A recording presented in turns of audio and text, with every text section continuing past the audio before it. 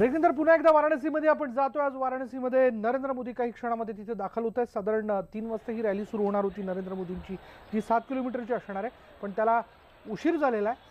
ही स्वागताची तयारी आपण बघतोय। वाराणसीतील महिला वर्ग जो आहे, भाजप कार्यकर्ते, त्या सगळ्या हातामध्ये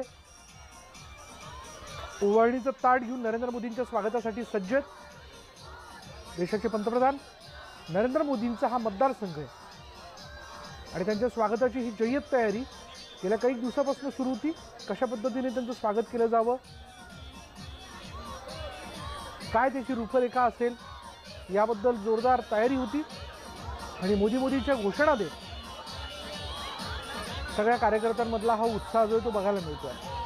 साधारण 5 वाजता मोदींच्या रॅलीला सुरुवात होईल असा एक अंदाज जो आहे तो व्यक्त करण्यात येतो। बनारस हिंदू विद्यापीठाबाहेरची हजारोंची ही गर्दी आहे। महिला कार्यकर्त्या, देशभरातून कार्यकर्ते या रॅलीसाठी म्हणून इथे आलेले आहेत। या रॅलीच्या माध्यमातून नरेंद्र मोदी शक्ती प्रदर्शन करणार आहेत।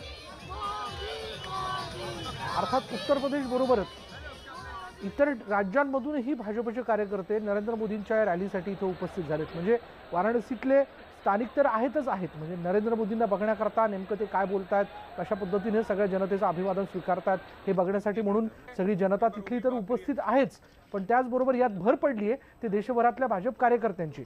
ठिकठिकाणी मोठमोठे कटआउट जे आहेत नरेंद्र मोदींचे ते लावण्यात आलेले आहेत। सगळं शहर हे भाजपमय झालंय असं म्हटलं तर वावगं ठरणार नाही।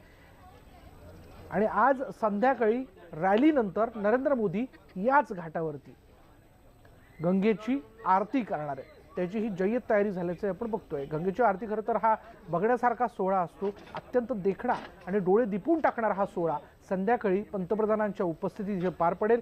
पंतप्रधानांच्या बरोबरीने इतर देखील जे काही या घाटावरचे महापंडित आहेत ते देखील मोठ्या उत्साहात इथे गंगेची आरती पार पडतात। एका तालात एका स्वरात ही जी आरती आहे ती पार पडते आणि हे सगळं वातावरण अगदी भारावून टाकणारं असतं। आज संध्याकाळी या ठिकाणी पंतप्रधान नरेंद्र मोदी आरती करतील, त्यापूर्वीची सुरक्षा व्यवस्था त्याची तपासणी होताना आपण बघतोय।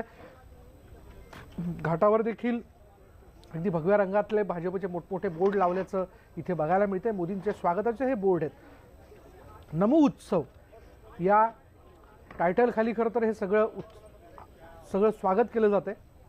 आजच्या गंगा आरतीनंतर नरेंद्र मोदी उद्या आपला उमेदवारी अर्ज भाजपच्या दिग्गज नेत्यांच्या उपस्थितीत तिथे निवडणूक अधिकाऱ्याकडे दाखल करतील। पण त्यापूर्वी आजच्या संध्याकाळची जी गंगा आरती जिथं पार पडते त्याची दृश्य आपल्याला बघायला मिळत आहे। हेच ते ठिकाण असणार आहे जिथं संध्याकाळी साधारण 7:30 ते 8 वाजता गंगा आरती पार पडेल। आता पुन्हा एकदा या चौकात आपण आलोय, ज्या चौकात काही क्षणांमध्ये बिहारमधील बांद्यामधून काही वेळापूर्वी नरेंद्र मोदी निघाल्याचं कळतंय। आणि आता वाराणसीत मोदींचा थोडा तिडकन आहे, म्हणजे 7 किलोमीटर विचार करा आणि त्याला 4 तास लागणार आहे। 4 तासांचा हा रोड शो आहे। या रोड शोसाठी म्हणून भाजपच्या वतीने जोरदार तयारी करण्यात आलेली आहे। अर्थात हा पंतप्रधानांचा रोड शो असल्या कारणाने तो नेमका कसा असावा, त्याची भव्यता कशा प्रकारे असायला हवी, यावरती भाजपने जोरदार मेहनत घेतल्याचंही बघतंय।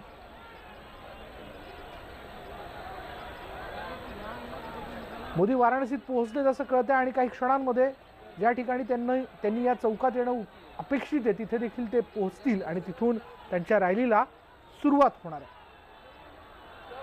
7 किलोमीटरच्या रोड शो नंतर ते गंगा आरतीत सहभागी होणार आहेत आणि यासाठी कार्यकर्त्यांची देशभरातनं इथे उपस्थिती असल्याचं आपण पाहतोय। म्हणजे वाराणसीतले मतदार जे आहेत ते तर उपस्थित आहेतच, स्थानिक उपस्थित आहेतच, पण त्यांच्यामध्ये भर पडली आहे ते देशभरातल्या भाजप कार्यकर्त्यांची। भाजपचे दिग्गज नेते इथे आहेत। थोड्या वेळापूर्वी आपण दृश्यांमध्ये बघितलं होतं की अभिनेता भाजपचे खासदार मनोज तिवारी हे देखील इथे आवर्जून आलेले आहेत। जाणार आहोत आमचे प्रतिनिधी प्रशांत लीला रामदास आपल्याबरोबर आहेत। प्रशांत, आत्ताचं काय तपशील?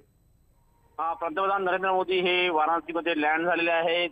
काही वेळातच ते पंडित मदन मोहन मालवीय यांच्या पुतळ्याजवळ पोहोचतील आणि तिथूनच रोड शो सुरू होईल। पण महत्वाचं म्हणजे जर बघितलं, पंडित मदन मोहन मालवीयच्या पुतळ्याजवळ पोहोचण्याच्या पूर्वी ते वाराणसीच्या विमानतळावरती लँड झालेले आहे आणि महत्वाचं म्हणजे काही क्षणात त्यांचा जो रोड शो आहे 7 किलोमीटरचा सुरू होण्याची शक्यता आहे। जवळपास 6 ठिकाणी हा रोड शो थांबणार आहे। पहिलं जे स्थान आहे ते पंडित मदन मोहन मालवीय यांचं पुतळा आहे, तिथे ते माल्यार्पण करतील, तिथून त्याचा रोड शो सुरू होईल। त्यानंतर ते श्रीलंका नावाचं एक स्थान आहे तिथे पोहोचतील.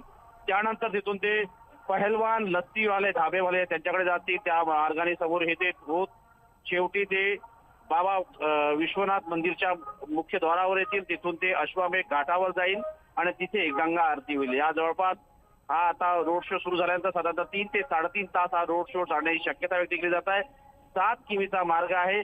मोठ्या संख्येनं पोलीस बळ तैनात आहे. 100 पेक्षा जास्त पोलीस हे त्यांना कव्हर करणार आहे. जवळपास 10,000 पेक्षा जास्त निमलष्करी दलाचे सैनिक इथे आहेत. मोठ्या संख्येनं पोलीस तर आहेच, निमलष्करी दलाचे सैनिक आहेत, पण याशिवाय पंतप्रधानांसाठी असलेले विशेष सुरक्षा गार्ड हे देखील इथे आहे. आणि एक असं म्हणता येईल की या सुरक्षेच्या निमित्ताने चारही दिशाने सुरक्षा चाली जाऊन असावे. कुठल्याही प्रकारचा हल्ला होण्याची शक्यता टाळावा यासाठी मोठ्या संख्येनं रस्त्यावर सीसीटीव्ही देखील लावण्यात आलेले आहे. एक प्रकारे या माध्यमातून सुरक्षेच्या चारही कडेकोट किल्ल्यांमधून पंतप्रधान नरेंद्र मोदींचा रोड शो जाणार आहे. स्टुडिओ. धन्यवाद प्रशांत या सगळ्या तपशिलाबद्दल. आता क्षणाची ब्रेकिंग न्यूज आपण बघतो. काही क्षणात BHU चौकात पंतप्रधान नरेंद्र मोदी पोहोचणार आहेत. ते वाराणसीत दाखल झालेले आहेत आणि त्यापूर्वीची ही गर्दी आपण बघतोय. या रॅलीत दाखल होण्यासाठी म्हणून उपस्थित राहण्यासाठी सहभागी होण्यासाठी कार्यकर्त्यांची मोठी गर्दी आणि थोड्याच वेळात नरेंद्र मोदींच्या रॅलीला सुरुवात होईल. हिस्ट्री क्रिएट होने वाली है. It is an era of Modi ji. हर हर मोदी, हर हर मोदी, हर हर मोदी. मोदी जी जब से बनारस से लड़ रहे हैं, मोदी जी जब से बनारस से लड़ रहे हैं, चुनाव इलेक्शन नहीं रह गया, त्यौहार बन गया बनारस वालों के लिए. बनारस वालों के लिए कोई त्यौहार है. आणि यानंतर इथे वेळ झाली एका ब्रेकची आणि ब्रेकनंतर पुन्हा एकदा वाराणसीतल्या सगळ्या घडामोडींवरती आपण लक्ष ठेवून आहोत. पहा फक्त न्यूज 18 लोकमत.